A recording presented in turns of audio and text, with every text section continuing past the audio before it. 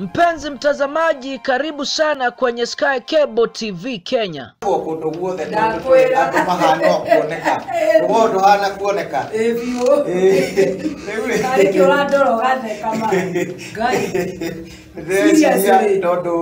Sky Cable TV Kenya is a go-to channel for a message of hope and encouragement.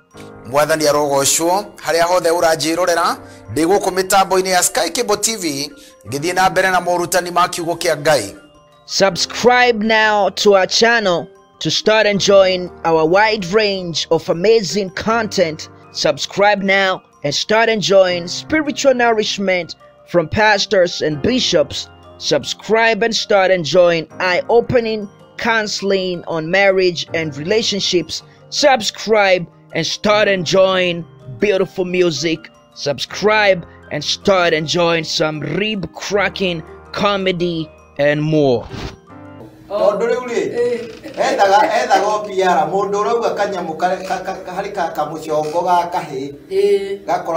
Supreme Court.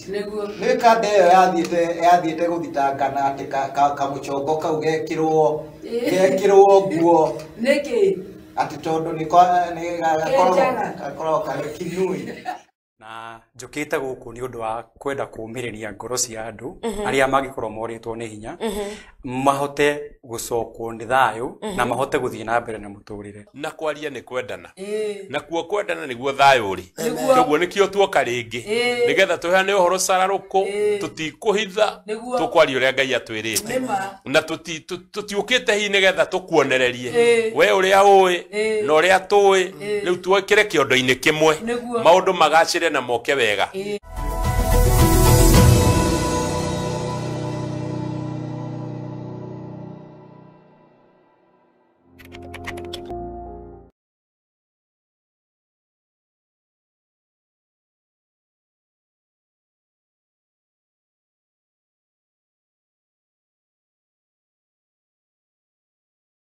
Kuonana kwa siku nyingine.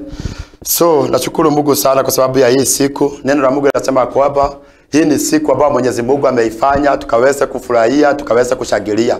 Ninafurahia kwa sababu ya kukutana nawe mahali popote ulipo na kushika ugeni. Ningeweza kukuuliza kama utaweza share neno la Mungu ambao naenda kuelekeza hiki kipindi wakiita The Bread of Life, na ninahubiri kanisa la Emmanuel Worship International Ministry na ninakukaribisha mahali popote ulipo. So you may share, you like and also subscribe and Mungu wetu atawabariki. Na Hosea 4:6 Biblia inasema ya kwamba watu wangu wanapotea kwa kukosa maarifa. Na kwa hivyo leo ujumbe kabla sija kuletea ujumbe, nataka tukaweze kuomba na Mungu wetu ataweza kukubariki. Baba, katika jina la Yesu Kristo, ninaombea Baba mtazamaji wangu wa Sky Cable TV mahali popote alipo. Ninaomba Bwana jioni Baba alasiri leo ukaweza kumbariki, ukaweza kumuinua katika jina la Yesu Kristo.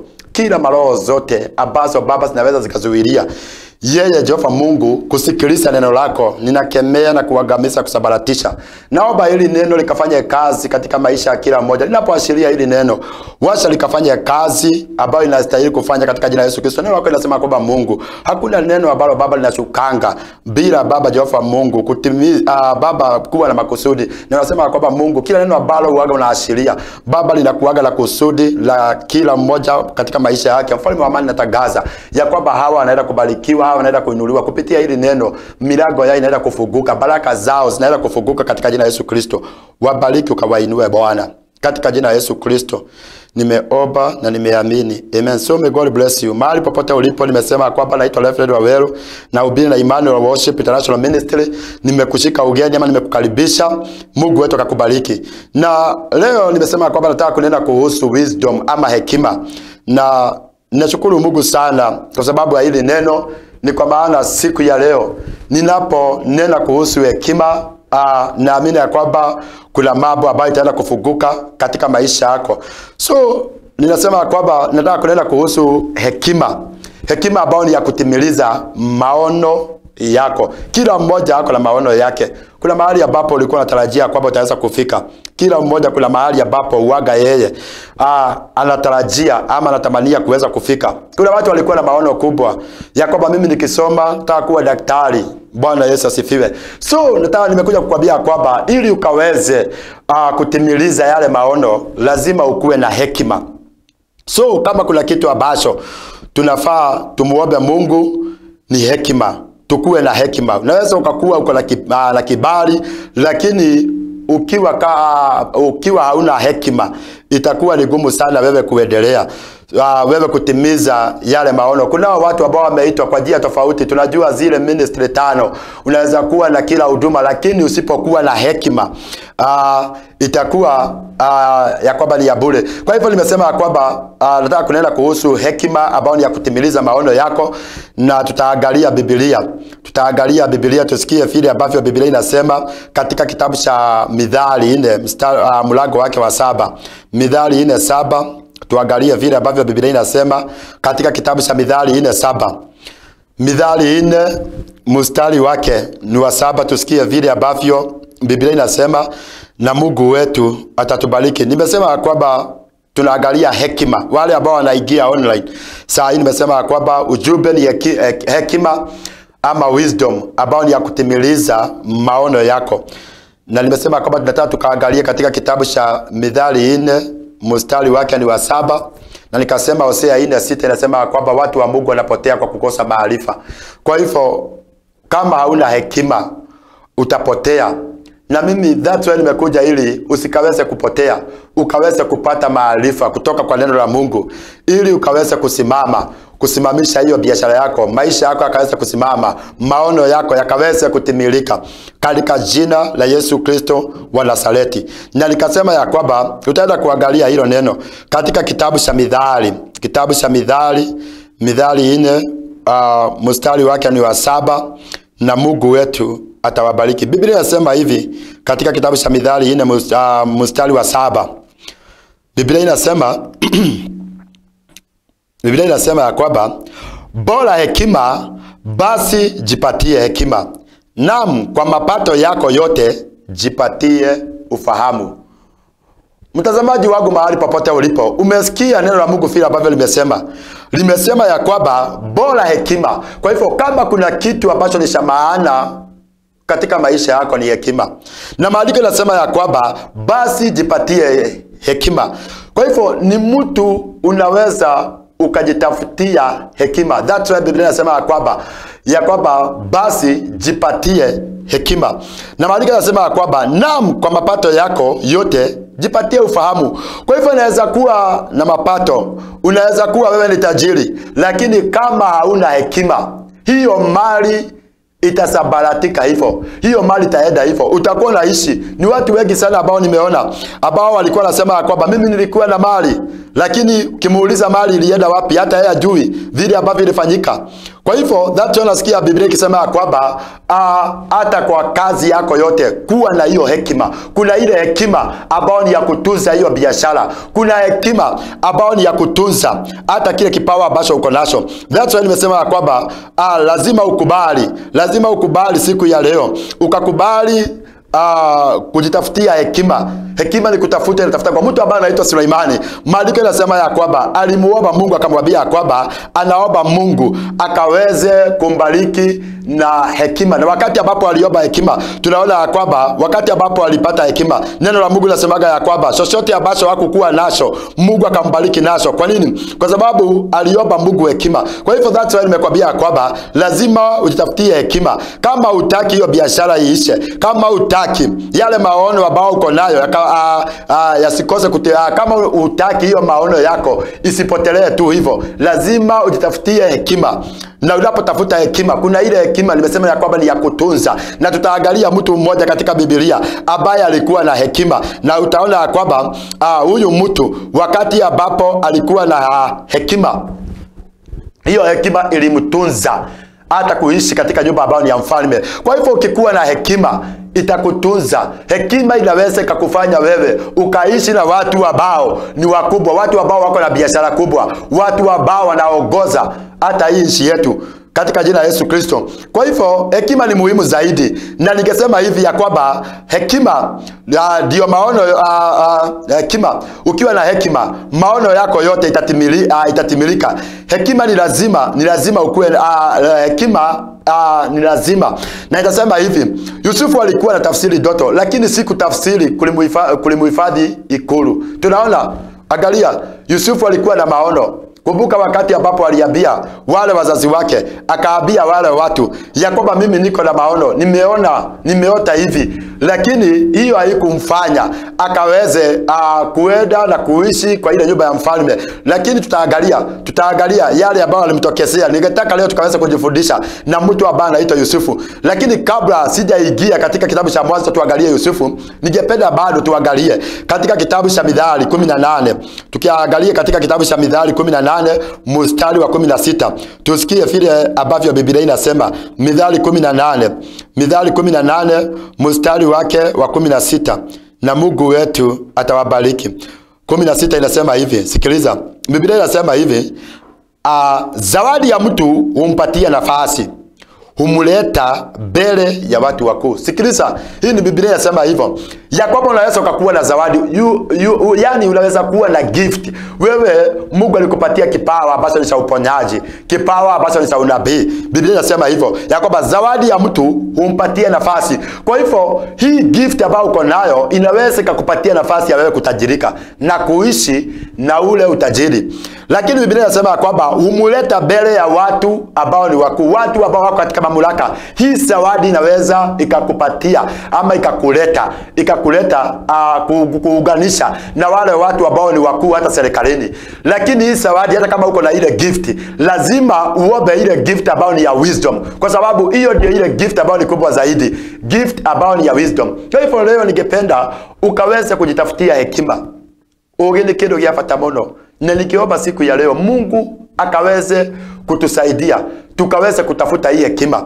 Unapotafuta hii hekima, hiyo biashara utaweza kuitunza, hiyo familia yako utaitunza. Kuna watu ambao familia zao zilizabaratika kwa sababu hawana hekima ya kutunza ule mwanaume, ya kutunza ile doa, ya kutunza ile nyumba. Kwa hivyo siku ya leo mimi nataka kunena kuhusu hekima. Dipa, na nimesema kwamba tutaangalia tuone vile ambavyo Yusufu aliweza kuwa na hekima ambayo ilimtunza hata kuishi katika ikulu. Na Mungu wetu atawabariki. Na nikisema kabla sijaingia kwa maandiko, ningetaka kusema hivi ya kwamba Yusufu alianza kupeana hekima. Na wakati ambapo alianza kupeana hekima, hekima inakuaga na jawabu. Hekima upeana jawabu. Hekima inapeanaga suluhisho. Kwa hivyo wakati ambapo uko na hekima, hata suluhisho unakuaga nao. Na tutaangalia hiyo maandiko katika kitabu ambacho ni cha Mwanzo. Tuanzilie tu hapo Mwanzo. Tusikie vile ambavyo Biblia inasema. Tusome katika Mwanzo 41, kitabu Mwanzo 41.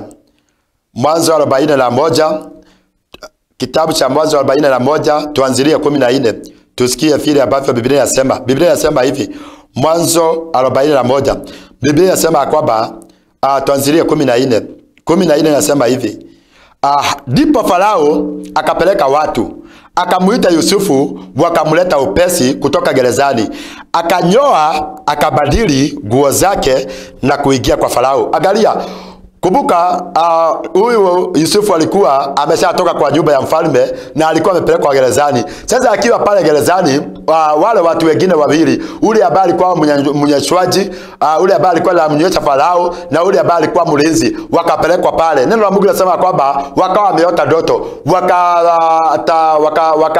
wakamuelezea Yusufu ile ndoto. Wakati ambapo alimuelezea Yusufu akatafsiri ile ndoto. Sasa Biblia inasema ya kwamba wakati ambapo Yusufu alitafsiri, ikatendeka kama vile ambavyo alikuwa amewaelezea. Na ule mtu ambaye alikuwa mnyachaji, kwa sababu Yusufu alimtabiria akamwambia kwamba wewe utarejeshwa kazi. So wakati ambapo alikuwa anatolewa pale gerezani, Yusufu akamwambia kwamba ukifika mbele ya mfalme, nimekuomba ya kwamba ukaweze kutaja jina langu. Lakini ule mnyachaji hakuweza kutaja jina ambalo lilikuwa la Yusufu. Sasa mfalme amekuja, ameota ndoto. Ndoto imekosa mtu wa kutafsiri. Wakati ambapo ndoto ilikosa mtu wa kutafsiri, hapo ndipo ule mnyeshaji alikumbuka ya kwamba kuna ndoto ambayo alikuwa ameota. Sasa 14 inasema kwamba hapo ndipo Farao alipeleka watu wakamuita Yusufu akiwa pale gerezani, na maandiko yanasema kwamba wakamuleta wakamtoa pale gerezani, na maandiko yanasema kwamba alikuwa ametengenezwa, kwa sababu huwezi ukaenda kuonana na mfalme, huwezi ukaenda kuonana na mfalme tu ukiwa hivyo, lazima angetayarishwa, lazima angevalishwa mavazi mazuri ndipo akaweza kwenda kuonana na mfalme.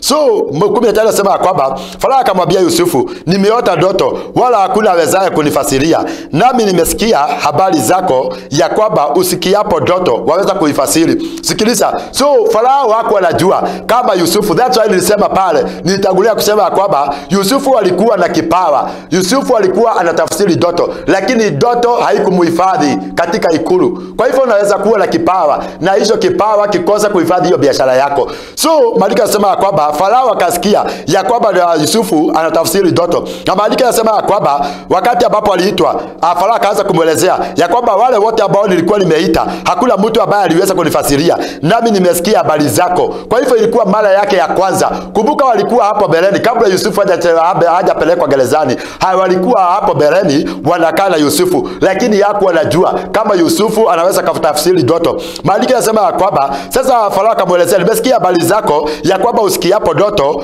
wewe waweza kuifasiri.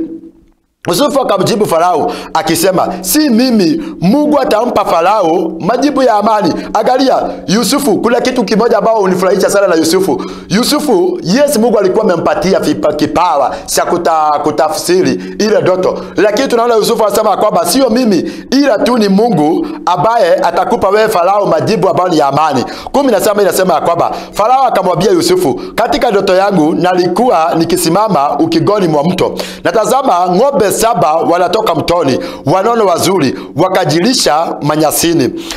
Kisha tazama ng'ombe 7 wengine wakapanda baada yao, dhaifu wabaya sana, wamekonda katika nchi yote ya Misri, sijaona kama hao ya udhaifu.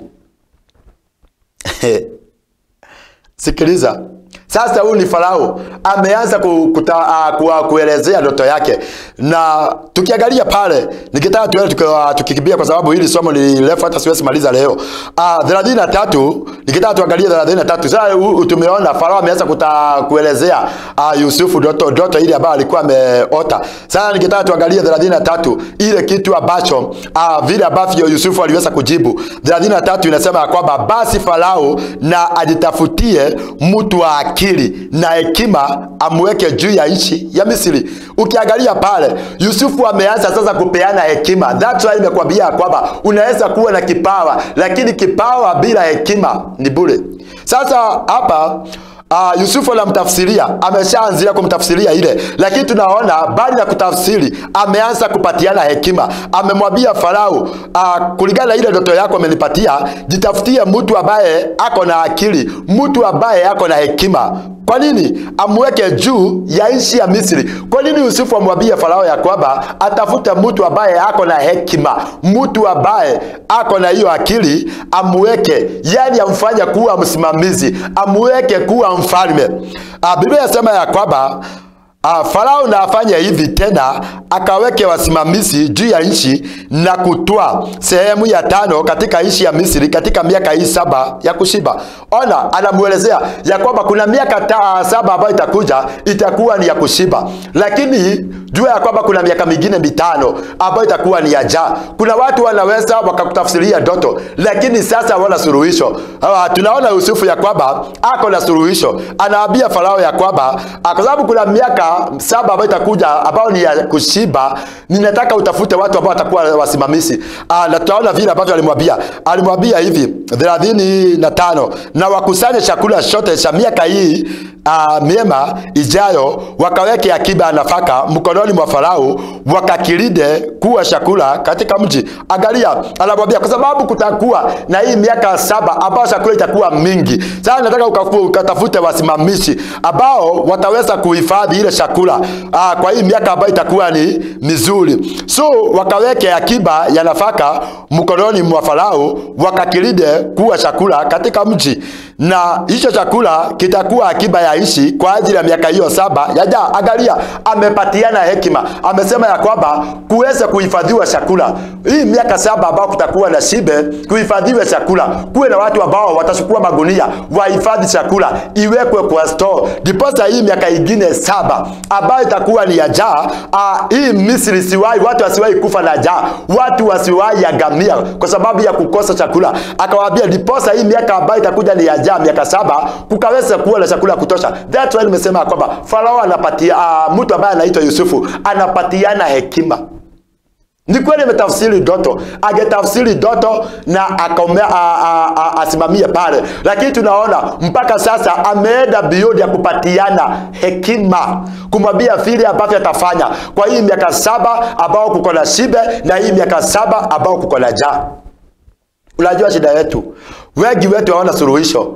Hata yale maisha ambao unapitia, zile shida ambao unapitia, kuna watu ambao unawaelezea zile ndoto ambazo unaota na hawawezi wakakutafsiria, hawawezi wakakupatia kwa sababu hawana hekima, hawawezi wakakutatulia shida yako. Na hapo ndipo watu wengi wanaagamia kwa sababu ya kukosa maarifa.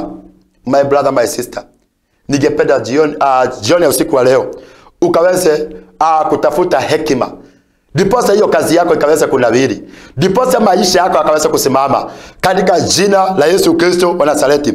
So tumeangalia, tumeona Yusufu amenena hekima, na sio ndoto ilikuwa mzuri, ni hekima. Angalia 37, maandiko yanasema kwamba neno hili likawa jema machoni pa Farao na machoni pa watumwa wake wote. Sikiliza, sio tu machoni pa Farao, mpaka watumwa wake wakaanza kuona, na kweli ile ndoto ambao Farao alikuwa ameota ilikuwa kwa upande moja ilikuwa mzuri, mwingine ilikuwa baya, kwa sababu hakuna kitu kibaya kama umeona kitu na una suluhisho. Lakini wakati ambapo Yusufu amekuja na amesuluhisha, tunaona kwamba neno la Mungu linasema kwamba neno hili likawa jema machoni pa Farao na machoni pa watumwa wake. Ni neno lipi ambalo lilikuwa jema? Ni ile hekima ambayo alipeana ya chakula hifadhiwe kwa sababu ya hii miaka 7 ambao kutakuwa na njaa. Sikiliza. That's why nimesema kwamba sio ndoto ilikuwa mzuri, ni hekima. Na tukiangalia hapo 38 tunaona kwamba Farao akasema hatuwezi pata mwingine aliye na hekima kama Yusufu. Biblia inasema hivyo.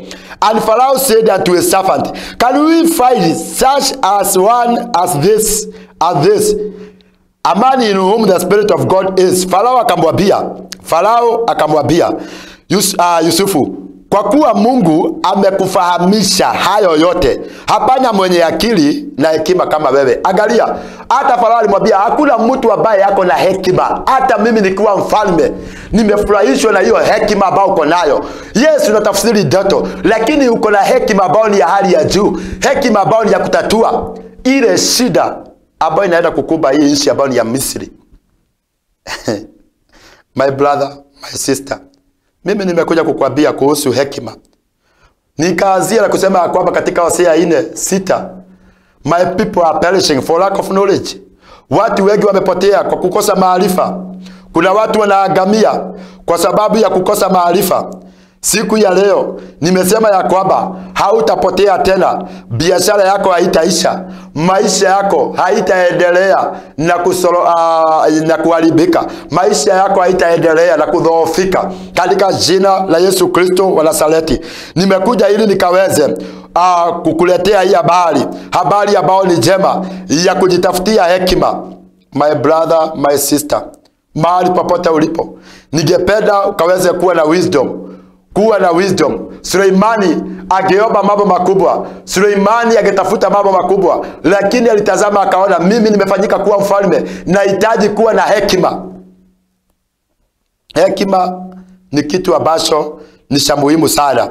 Kwa hivyo leo nimekuja kukwambia hivi, ningependa unisikilize.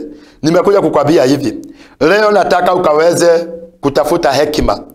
Kama kuna kitu ambacho tumekosa, ni hiyo hekima. Na mimi nataka tutafute hekima. Na hekima utapata kutokana na neno la Mungu. Maandiko yanasema kwamba wakati ambapo Suleimani alimuomba Mungu, Mungu akatazama akaona ya kwamba Suleimani ameomba kitu kizuri. Wakati ambapo Suleimani aliomba kitu kizuri, neno la Mungu linasemaga ya kwamba Mungu akamwambia, sio tu hiyo ambao umeomba, hata ile ambao haujaomba nitaweza kufanya nini? Nitaweza kukupatia yale yote ambao hujaomba, nitaweza kukupatia. So that's why nimekwambia kwamba lazima tukubali tukaweze kuomba, tuambie Mungu atupatie hekima. Tunapoambia Mungu akupatie hekima, mambo yako itabadilika, maisha yako yanaenda kuinuka katika jina la Yesu Kristo wa Nazareti. Haijalishi yale watu ambao wanaosema, binadamu hakuna neno ambalo hawezi akaongea, lakini mimi nimekuja kukwambia kwamba ukikuwa na hekima utaweza kutatua shida mingi, utaweza kusuluhisha zile shida ambazo zimeishi kukuba maisha yako katika jina la Yesu Kristo wa Nazareti. Kwa hivyo nimekuja kukwambia jioni ya usiku wa leo ya kwamba jitafutie hekima. Wacha kutafuta mambo makubwa, wacha kutafuta utajiri. Utajiri bila hekima nimesema ni bure. Ukikuwa na utajiri na huo utajiri hauna hekima ya kutunza ule utajiri, watu wengi wanatajirikaga, wanafika mahali, wakishafika mahali ule utajiri unaisha, unapata ule mtu maisha yake imefika mwisho. Na mimi nimekuja nikakuelezea ya kwamba mimi sitaki kaweza kuangamia. Kama vile Biblia inasema ya kwamba my people are perishing for lack of knowledge. That's why nimekuletea hii knowledge kupitia neno la Mungu ya kwamba unaweza ukapata hekima. Ukipata hekima umepata utajiri. Ukipata hekima utaweza kutunza hiyo kipawa. Ukikuwa na hekima utatunza ndoa yako, utatunza hiyo biashara, hayo masomo yako. Ukikuwa na hekima, hata ile kazi ambayo utapata itakuwa ni kazi ambayo ni ya kipekee, kwa sababu uko na hekima. Sio masomo tu, umeongezewa hekima. Kuna watu ambao wamesoma lakini hawako kazi kwa sababu hawana knowledge hiyo ya kufanya ile kazi ambao walisomea. So knowledge ni kitu ambacho ni cha muhimu sana. Wisdom ni kitu ambacho ni cha muhimu sana. So Yusufu akaambiwa hata rudi gerezani. Kwa nini? Kwa sababu ya hekima. Watu wengi watimilizi maono yao kwa sababu ya kukosa hekima. Kama Suleimani kama Yusufu angeenda na tafsiri ndoto na ifikie hapo asipatiane suluhisho, angerudi pale tu gerezani. Lakini kwa sababu ya ile hekima, hakuna venye mfalme angekubali atafsiriwe ndoto, apatiwe suluhisho, alafu akubali yule Yusufu akaweza kurudi pale gerezani. Na hapo ndipo wengi wanapotelea. My people, watu wa Mungu, hawa ni watu ambao wanamjua Mungu, hawa ni watu ambao wanapenda Mungu. My people are perishing for lack of knowledge. Hosea 4:6. Watu wengi ambao ni watumishi wa Mungu wamepotea kwa sababu ya kukosa maarifa. Watu wengi wamepotea. Na mimi siku ya leo nimekuja kukwambia, ningelipenda tukaweza kuwa na hekima. Gift of wisdom. Wisdom ni kitu ambacho ni cha muhimu sana. Kama unataka kwenda bahari, kama unataka kuinuliwa, kama unataka maisha yako yakasimame, tafuta hekima. Wacha kutafuta mambo mengi, tafuta hiyo hekima. Sikiliza. Tuangalie katika Mhubiri 9:16. Tusikie vile ambavyo Biblia inasema kuhusu hii hekima. Mhubiri 9. Kitabu cha Mhubiri 9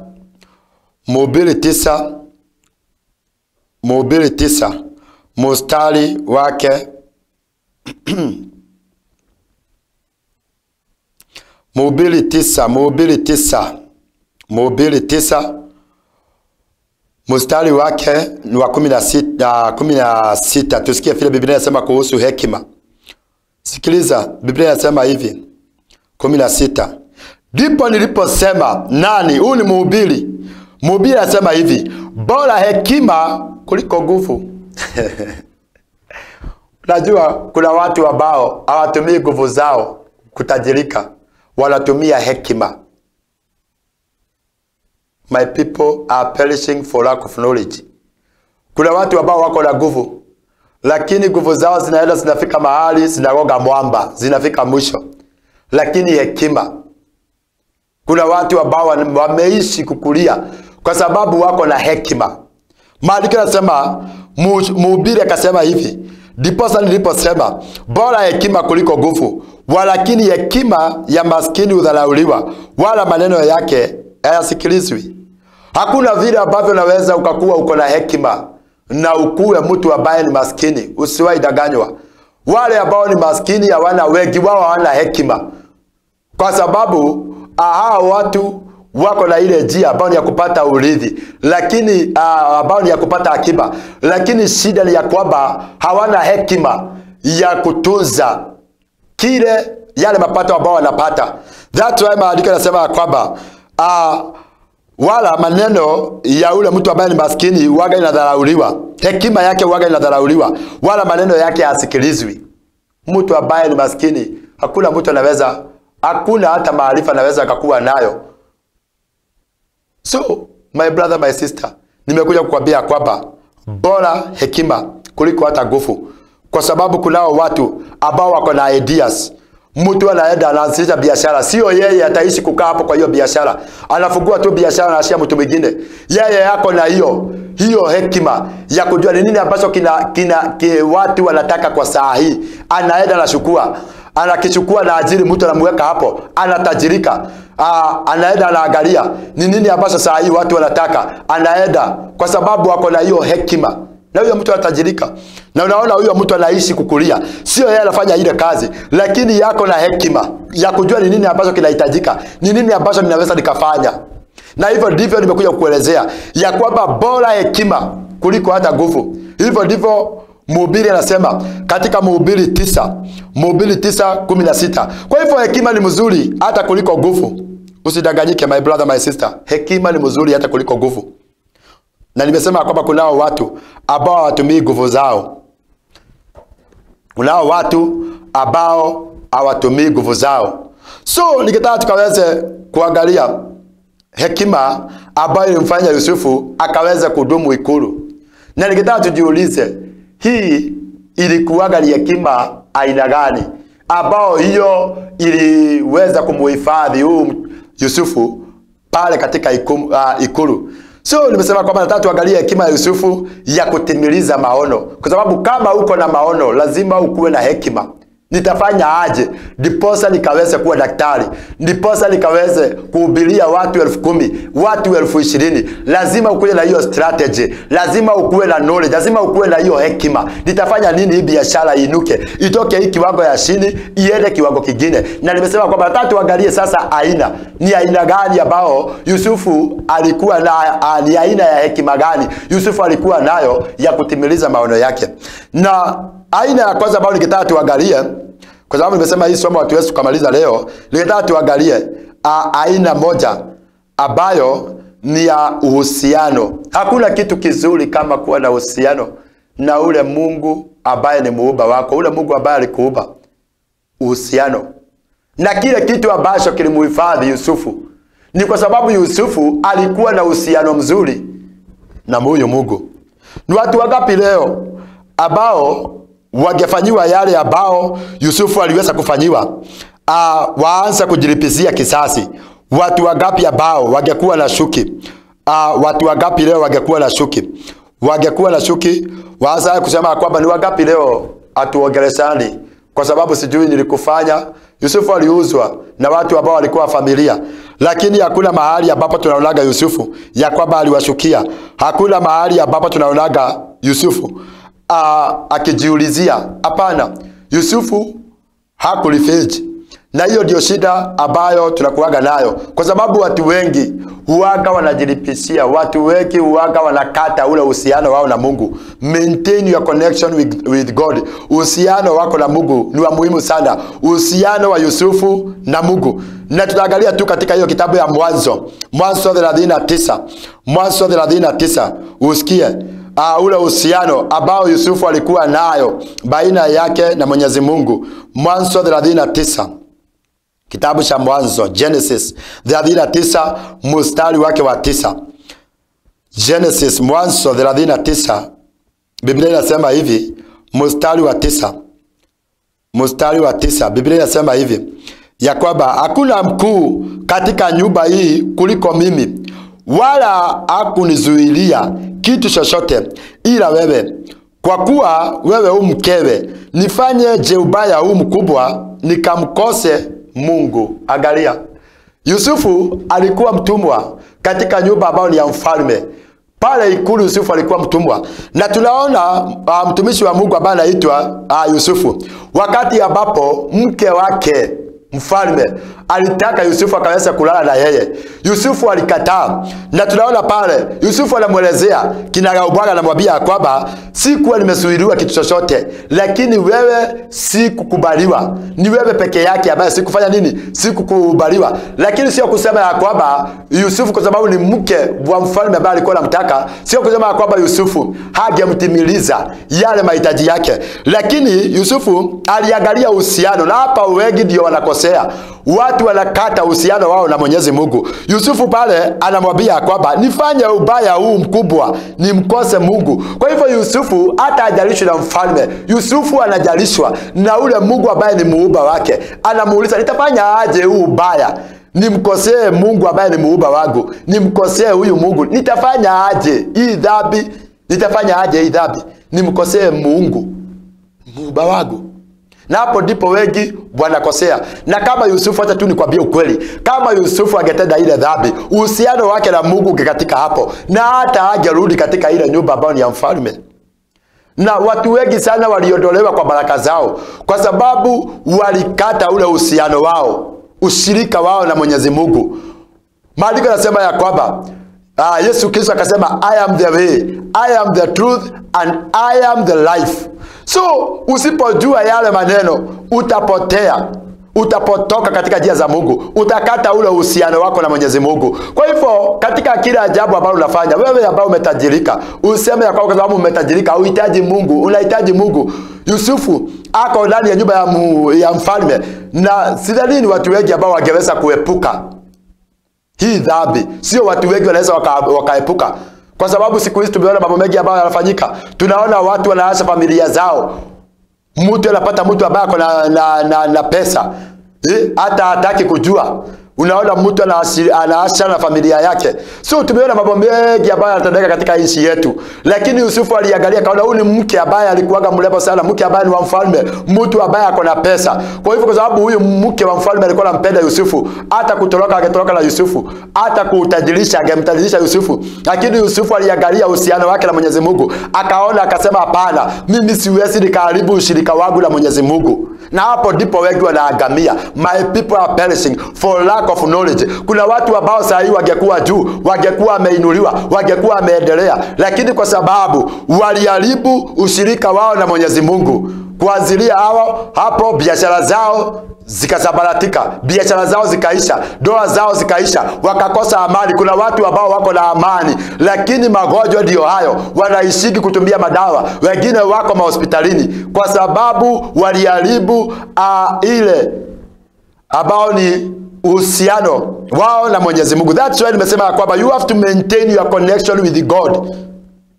Lazima uhusiano wako na Mwenyezi Mungu ni kitu ambacho ni cha maana hata katika hiyo biashara ambayo unafanya. Kwa hivyo sikiliza nikwambie, aliweka uhusiano wake na Mungu. Kama unataka kutimiliza maono yako, weka uhusiano wako na Mungu.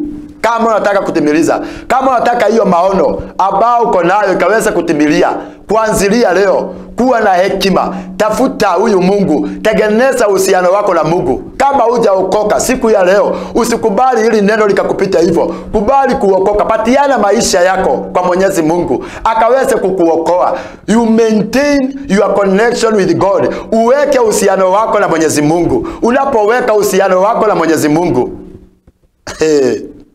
my brother, my sister, hicho kipawa, hayo maono yanaenda. Biblia inasema hivi katika Habakuku, hata kama maono yatakawia, lazima itatimia. Sio inaweza kachelewa, ni kweli kuchelewa inaweza chelewa, lakini lazima itatimia. Lakini lazima, kama unataka maono, na mimi ninakwambia for sure, mimi ninakwambia tu ukweli, kama unataka kuendelea katika maisha, tafuta uhusiano, tengeneza uhusiano wako na Mwenyezi Mungu.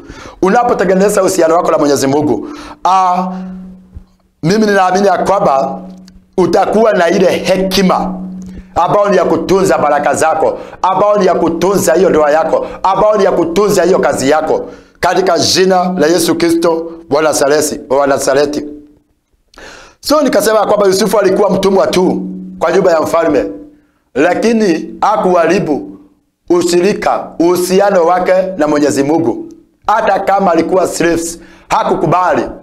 Na nataka uone mtu ambaye ni slaves, mtu ambaye hana utukufu wowote. Huyu ni mke wa mfalme, ako na utukufu, ako na jina, anajulikana, anaogopewa. Lakini Yusufu hakuangalia hayo.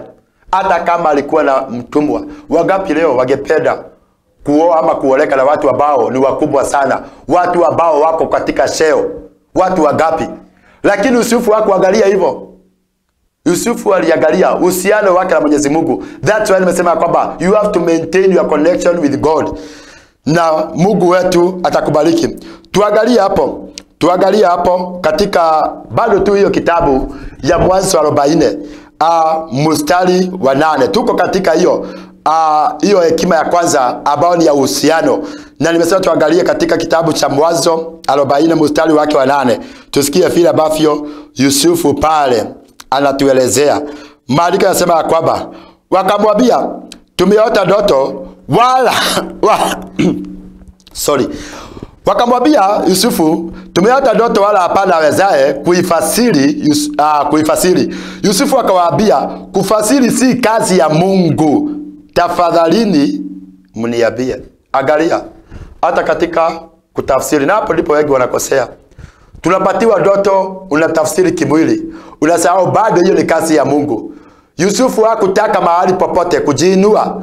Yusufu hakutaka mahali popote, yani kupokelea sifa zozote. That's why anawaelezea ya kwamba kufasiri ile ndoto, hiyo ni kazi ambayo ni ya Mungu, lakini nielezeeni.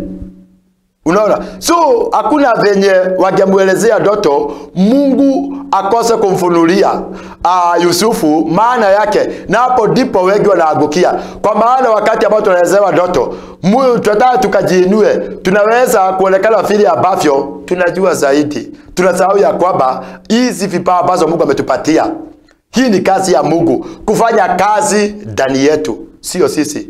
And that's why mimi waga nasema, hata wale ambao wanakuja kanisa pale, mimi waga nawaambia, hata nikikufanyia deliverance uende uone Mungu, sio mimi, ni Mungu. Kwa sababu hiyo sio kazi yangu, hiyo ni kazi ya Mungu. You have to maintain your connection. Uhusiano wako na Mungu asha ukue sawa. Maneno ya Mungu nasema kwamba yeye huaga hagawani sifa zake na mtu yeyote. Mungu hawezi kagawana sifa. Kama Yusufu hapa angejiinua, Mungu angemfungua, angempatia hiyo hekima ambayo ni ya kufasiri zile ndoto. Yusufu anawaelezea ya kwamba hiyo sio kazi yangu, lakini nielezeeni. Bado alikuwa ameunganishwa na Mungu.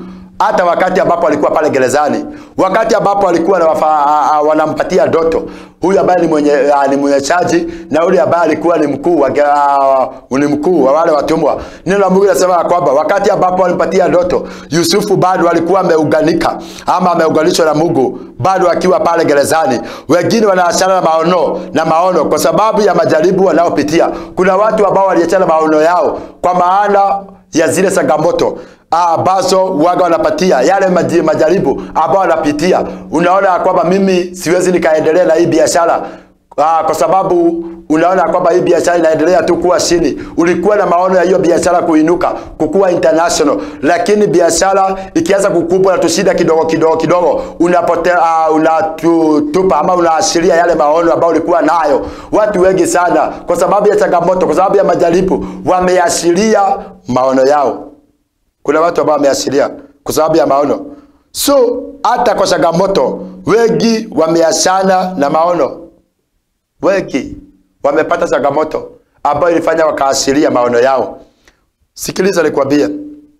Katika kitabu cha Mwanzo 41, Mwanzo 41 mstari wake wa 16 inasema hivi: Yusufu akamjibu Farao akisema, si mimi, Mungu atampa Farao majibu ya amani. Angalia, kwa nini Mungu akose kujidhihirisha ndani ya Yusufu wakati ambapo amemwambia mfalme ya kwamba mfalme sio mimi, lakini Mungu atajidhihirisha. Mungu atakupa wewe majibu ambayo ni ya amani. So hata wakati ambapo Yusufu alikuwa ananena, sio Yusufu, ni Mungu alikuwa ndani ya Yusufu alikuwa ananena. That's why Farao angekubali huyu Yusufu arudi pale gerezani, kwa maana alijua kwamba huyu wako na hekima na wako na Mungu ndani yake. Unajua shida yetu ni ya kwamba ni kweli wengine wako na kibali lakini hawana Mungu ndani yao. So wakati ambapo unaenda pale unapata ya kwamba roho ya rejection imeinuka, umekataliwa kwa sababu hauna Mungu ndani yako. Yusufu wakati ambapo alitafsiri kwa sababu alikuwa na Mungu, Farao akasema sijawahi ona mtu mwingine kama Yusufu, mtu ambaye ako na akili, mtu ambaye ako na hekima, mtu ambaye Mungu anaishi ndani yake. My brother, my sister, kwa nini ukubali kuangamia ili yale unaweza kutafutia hekima? Nimesema hekima kupitia neno la Mungu ni kitu ambacho ni cha muhimu sana, kwa sababu hili neno litakuonyesha vile ambavyo utahifadhi hiyo biashara yako. Hili neno litakuongoza vile ambavyo utaweza kusimamisha hiyo ndoa, utaweza kusimamisha hiyo kazi, utaweza kusimama kimaisha.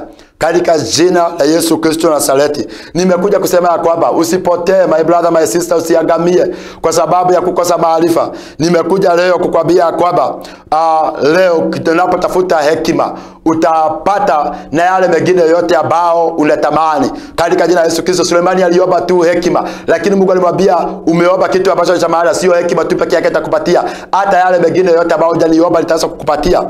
So mtu ambaye anaitwa Yusufu anaongea kwa mfalme kuhusu Mungu wake.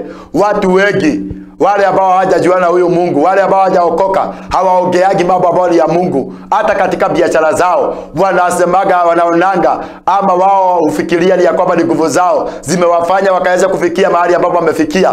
Naye Mungu akikosekana kwa hiyo biashara anaondoka. Uhusiano wako na Mungu ukiwa huko sawa, Mungu anakuondokea, Mungu anakuashiria, anaashiria hiyo biashara. Mshai muaga anainuka, akishainuka biashara yako inarudishwa nyuma, biashara yako inarudishwa chini, maisha yako ugonjwa inaanza kukuattack ovyo.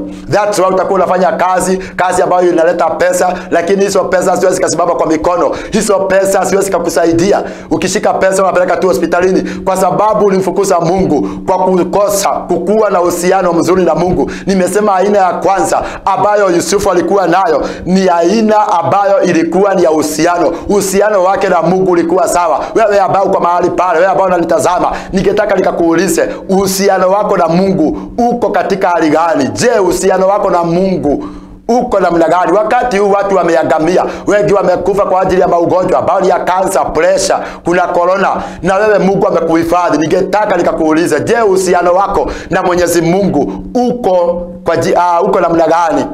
Je, jiulize, nini ambacho umefanya hizo kizuri ambacho kimefanya Mungu akakuhifadhi? Watu wengi ambao walikuwa maana sana waliondoka, lakini wewe Mungu amekuhifadhi. Kwa nini wewe usitafutie hekima? Hekima ambayo ni ya kutafuta Mungu, hekima ambayo ni ya kuiga, uweke ule uhusiano wako na Mwenyezi Mungu vizuri. Maandiko yanasema hivi, if you know the truth will set you free. Na nitakwambia tu jambo moja, my brother, my sister. Lakini kabla sijakwambia hilo jambo, kwa sababu masaa inaelekea kuisha, nataka nikaongee katika Mwanzo 45. Mwanzo 45 nimalizie hapo. Mwanzo 45 mstari wa 7.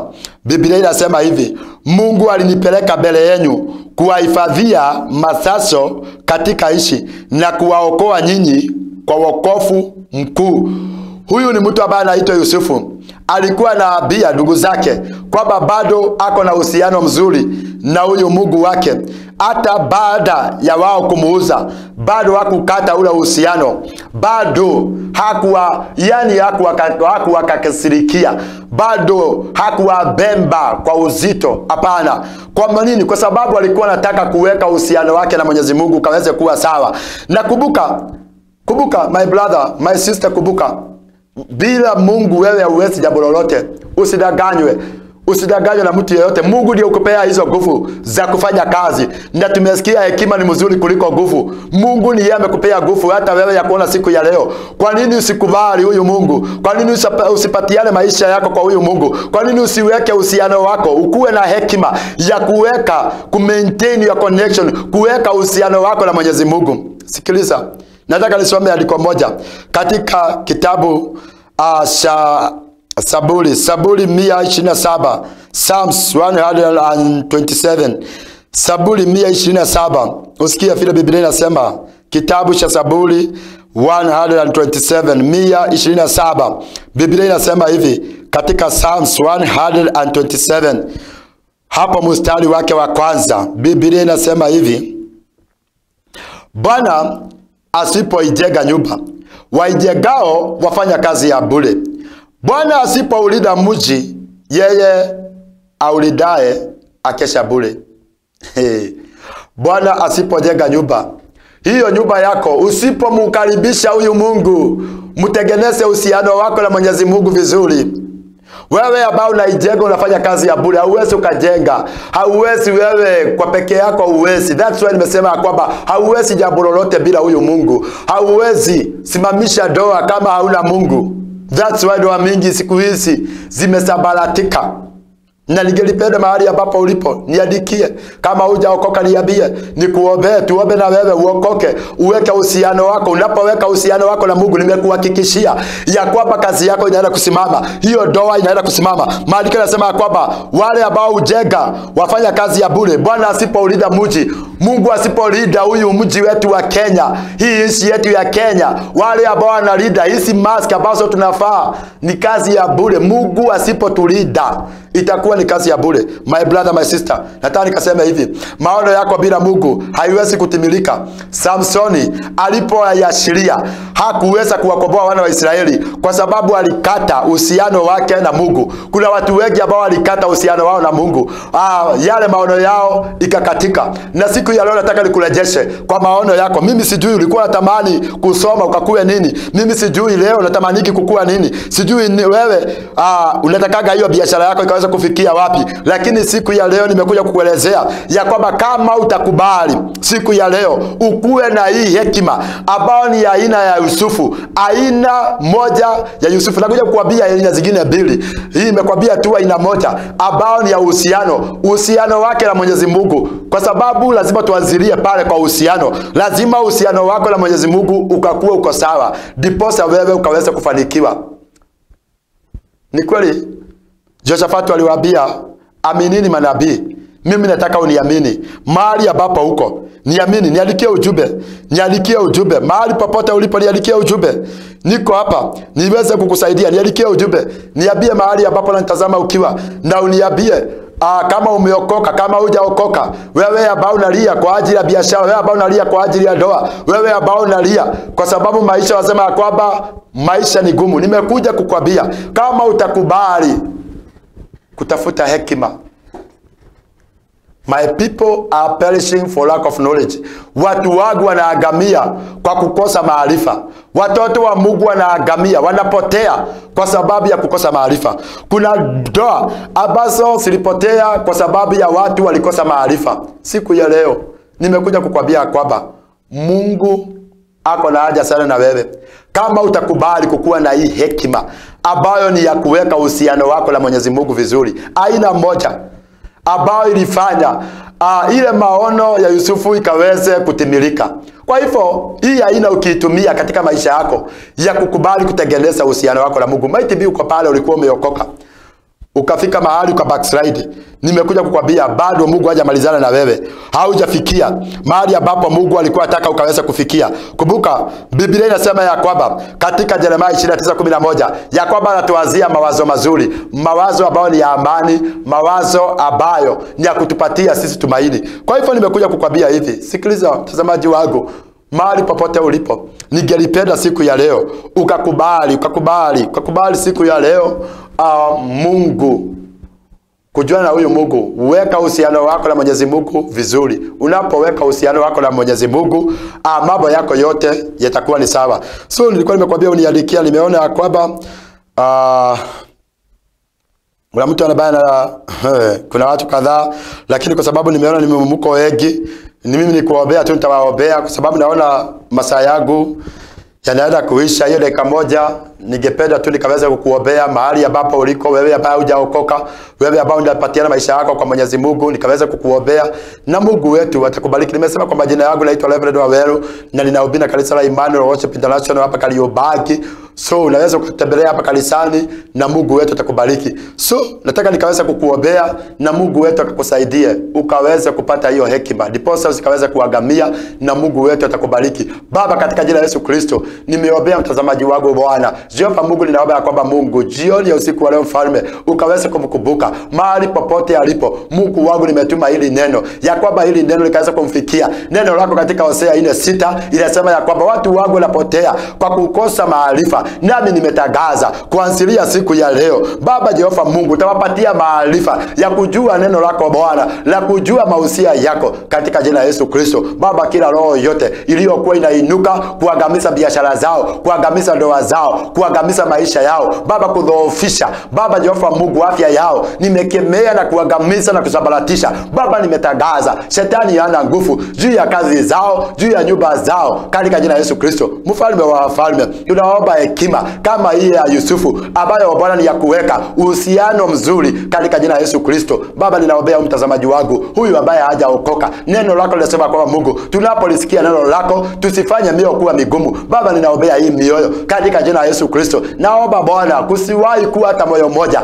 ambao utakaoweza Baba kupotea katika jina la Yesu Kristo. Mfalme wa wafalme, kimbilio langu, tegemeo langu, msaada wangu, nimeamini kuanzilia Jehova Mungu haya masana hii dakika Bwana unaenda kuwatendea mema, unaenda kuwainua, unaenda Baba Jehova Mwenyezi Mungu Baba kuwafikisha kwa maono yao katika jina la Yesu Kristo. Asante kwa sababu wewe ni Mungu. Wewe ambao hujaokoka, ningeomba mahali uliporudia nyuma yangu, sema Bwana Yesu, nimekuja mbele zako, mimi ni mwenye dhambi.